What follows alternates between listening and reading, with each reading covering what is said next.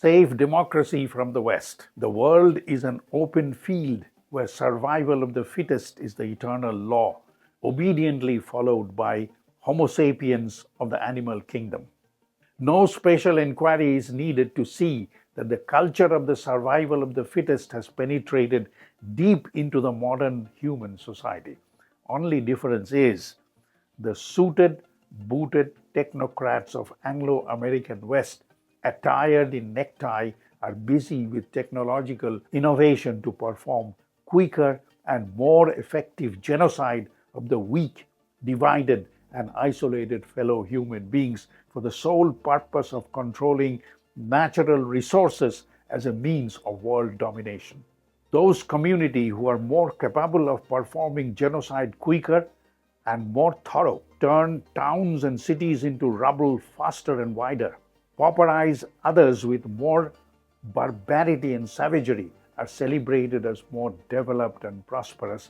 Apart from the game of murder and plunder, there is yet another illustrious game that is being pursued with even greater skill and enthusiasm, and that is the game of presenting truth as false and false as truth. The game of presenting a murderer as honest and murdered as guilty. From the beginning of history, this game is continuing unabated. It may be difficult, if not impossible, to be liberated from the predatory instinct of the strong. Yet, it is possible to successfully confront such instinct and ensure collective security. Let us consider an example. Let us assume that a gang of vandals encroached and vandalized my house. The vandals might be secretly in collaboration with a member of the household. In this type of event, I may react in either of two ways.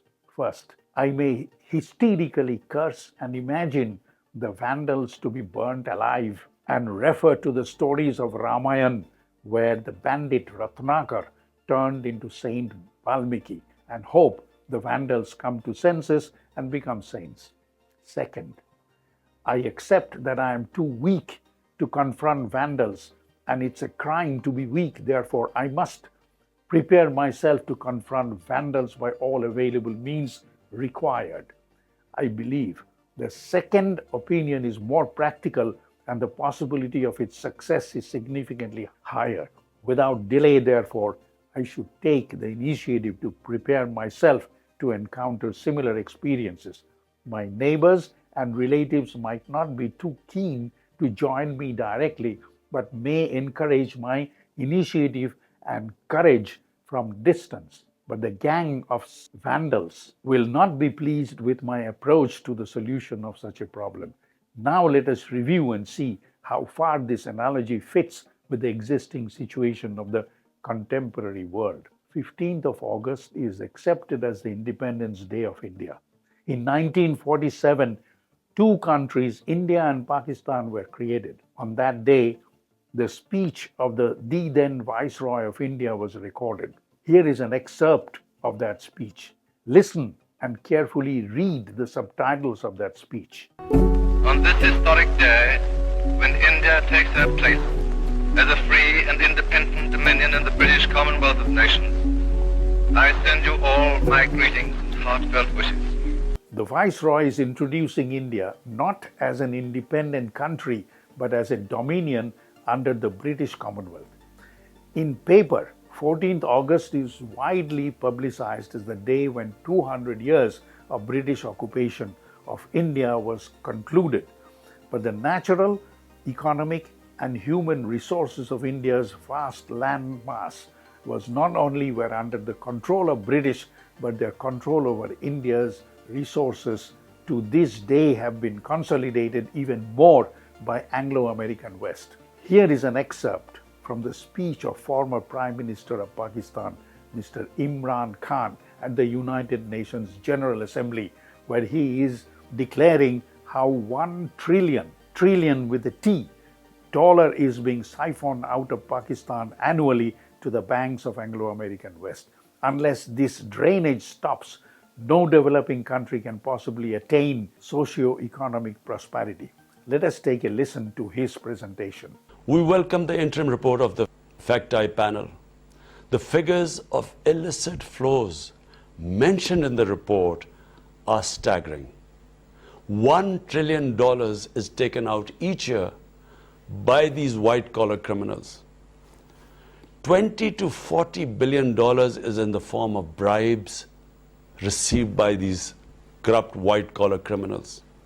$7 trillion in stolen assets is parked in these safe tax haven destinations.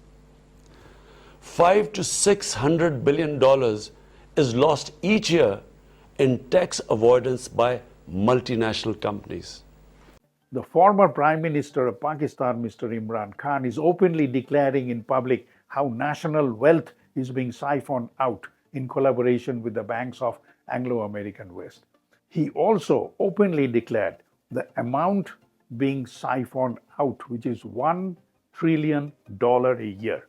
Imagine the figure, which is 12 zeros after one. It is interesting to note those who are involved in transferring money to the Anglo-American Western banks are those who run the government. The amount being transferred from India has never been openly declared. Yet, no special inquiry is required to assume that the amount is likely to be significantly higher than what is being siphoned out from Pakistan. Now imagine the scenario. This implies every year about $1 trillion worth of resources are being transferred from yours and my household to the banks of Anglo-American West. Those directly involved in this open loot are the political leaders in charge of prosperity and development of the nation. Meaning, this is the political leadership that determines whether there will be economic and social prosperity in your and my life. An even more interesting fact is the loyal and domesticated media houses are conditioning people to believe what? Despite our state of minimum existence, we must be self-content. Why? Because we live in a free country. We live in democracy. We enjoy human rights. We are forced to repeat what was stated before.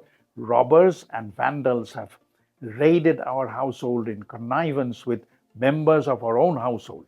In this case, we could react in two ways. First, we may hope and pray that the vandals and robbers will be converted to saints, as happened in epic Ramayana, where the bandit Ratnakar was converted to great saint Maharshi Valmiki. Through this presentation, we are trying to explain that because of robbery and vandalization in our household, we are reduced to our minimum existence. Time has come.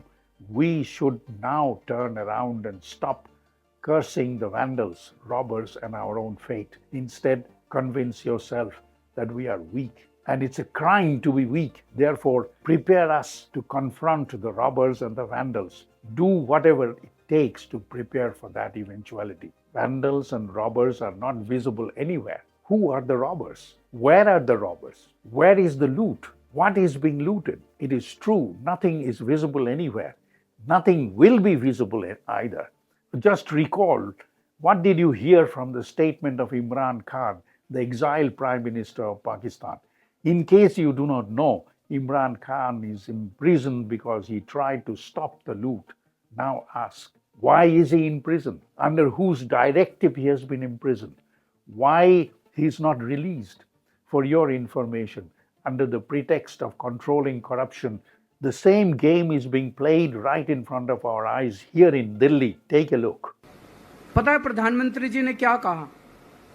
प्रधानमंत्री जी कहते हैं, मैं मानता हूं कि केजरीवाल के खिलाफ कोई सबूत नहीं है. मैं मानता हूं कि केजरीवाल के खिलाफ कोई रिकवरी नहीं है, क्योंकि केजरीवाल अनुभवी चोर है. चलो मान लिया मैं अनुभवी चोर हूं. तुम्हारे पास सबूत तो नहीं है, तुम्हारे पास रिकवरी तो नहीं है, तो यूं ही डाल दिया मेरे को जेल में. बिना सबूत के डाल दिया मेरे को जेल में, बिना रिकवरी के डाल दिया जेल में. देश के इतिहास में 75 साल में सबसे ज्यादा बहुमत से आई हुई सरकार है. Once you collect correct answers to these inquiries, you will quickly realize who is plundering yours and my household, and in collaboration with whom. It is time you ask how to change things. Is it by cursing the robbers, by criticizing robbery, or by cursing your own fate? Or is it necessary to realize that I'm in a state of sleepwalking? I have weakened myself. Convince yourself it's a crime to be weak. Therefore, to confront and resist this robbery, you must prepare yourself and be convinced that you can prepare yourself. Liberate yourself from misinformation and disinformation and echo the instruction of immortal Lenin. What is to be done? Decision is yours. Thanks. I am Kollol Guho.